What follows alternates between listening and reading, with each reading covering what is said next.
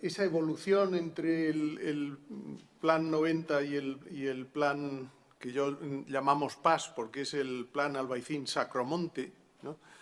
Y, por lo tanto, incluye un área que siempre debía haber estado incorporada al Albaicín, que de hecho, si lo recuerdas, estuvo al principio, es decir, todo lo que es el Sacromonte urbano lo consideramos en el Plan 90 al principio, pero luego la división en sectores pues lo dejó fuera, ¿no?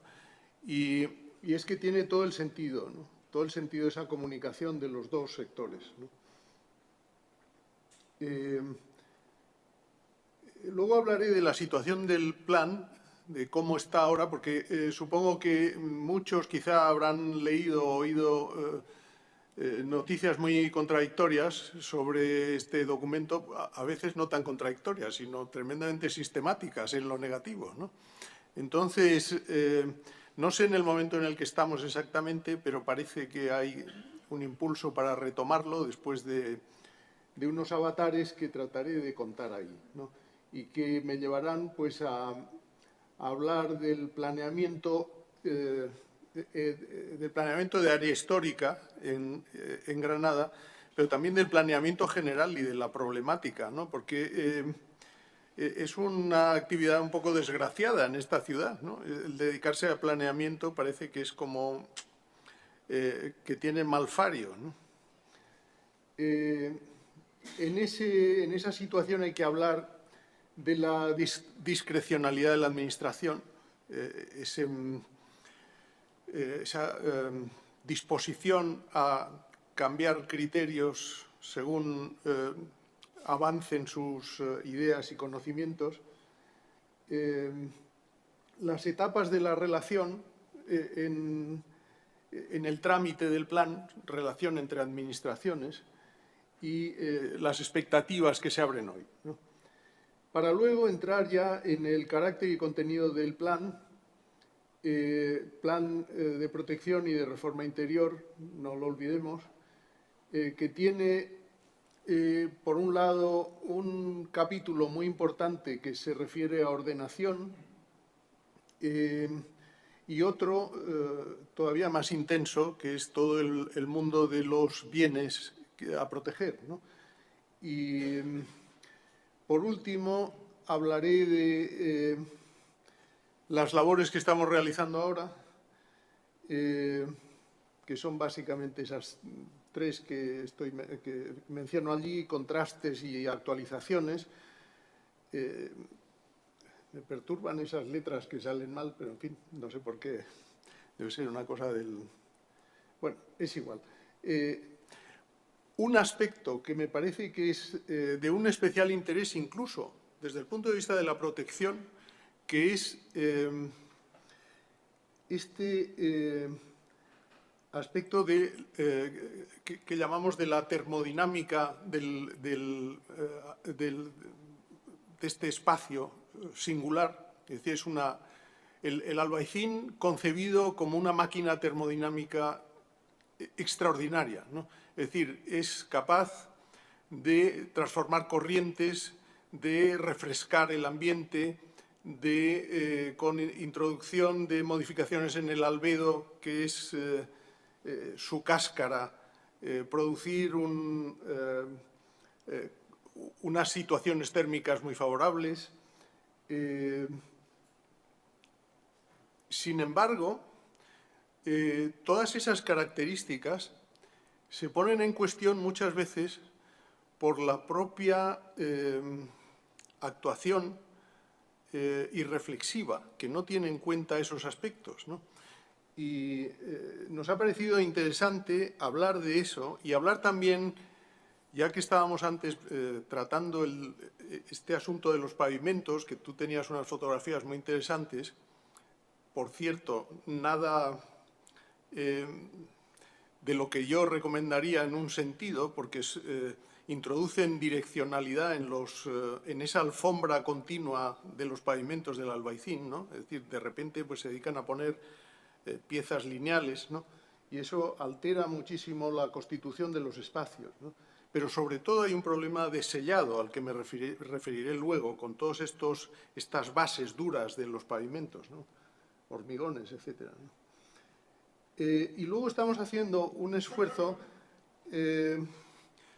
muy en diálogo con lo que ha sido que yo considero, siento que no esté aquí Juan Manuel Becerra, porque ha aliviado mucho la relación nuestra con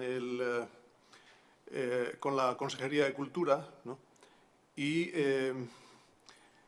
bueno, pues siguiendo un poco sus indicaciones, pues hemos hecho un cierto esfuerzo por aclarar este aspecto que es importante de las áreas de intervención, ¿no?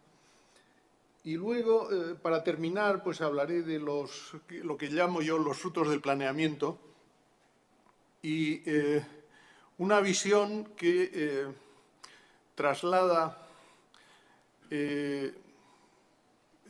probablemente la imaginación al conjunto de la ciudad.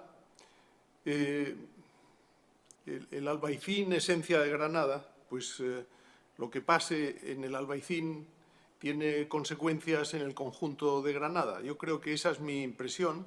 No es una impresión optimista, paternalista en el sentido paternal, ¿no? De decir, bueno, pues oye, estoy tan persuadido de lo que supone este lugar, estos lugares, Albaicín y Sacromonte, nunca me olvido del Sacromonte, aunque no lo mencione, absolutamente apabullante en tantas cosas, ¿no?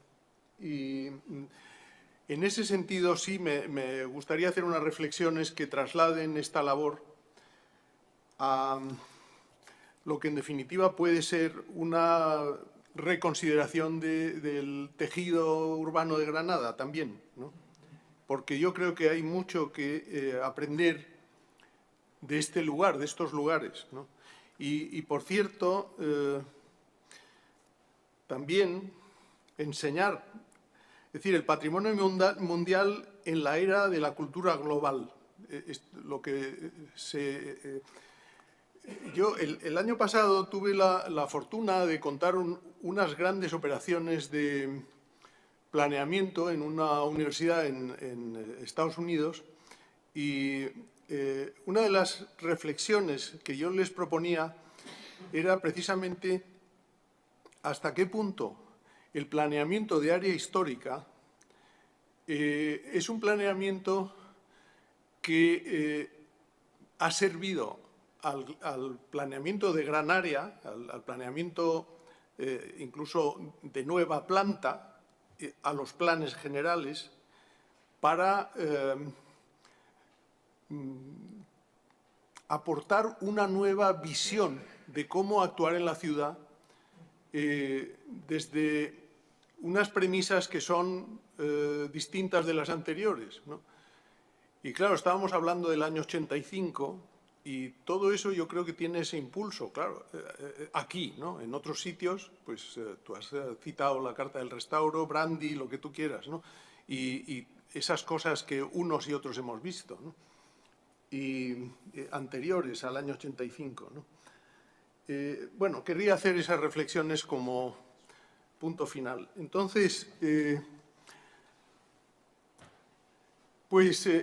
esto es un recuerdo de lugares que han significado mucho para nosotros, joyas del patrimonio histórico español, ¿no? Que hemos tenido la fortuna de tratar, ¿no? Y que muchas de ellas, incluso alguna anterior al Plan 90, otras posteriores, pero que nos han servido pues para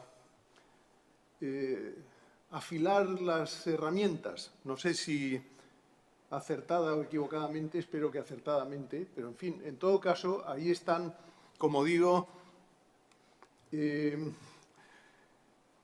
áreas patrimonio de la humanidad y 2 que están en la lista tentativa, ¿no?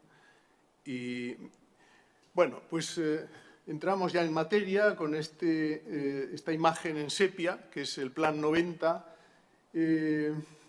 91 aprobación definitiva, 93 convalidación por la Consejería de Cultura como plan de la Ley de Patrimonio Histórico andaluz. Esa evolución entre el plan 90 y el plan que llamamos PAS, porque es el plan Albaicín-Sacromonte, ¿no? Y por lo tanto incluye un área que siempre debía haber estado incorporada. Este documento, a veces no tan contradictorias, sino tremendamente sistemáticas en lo negativo, ¿no? Entonces, no sé en el momento en el que estamos exactamente, pero parece que hay un impulso para retomarlo después de unos avatares que trataré de contar ahí, ¿no? Y que me llevarán pues a hablar del planeamiento de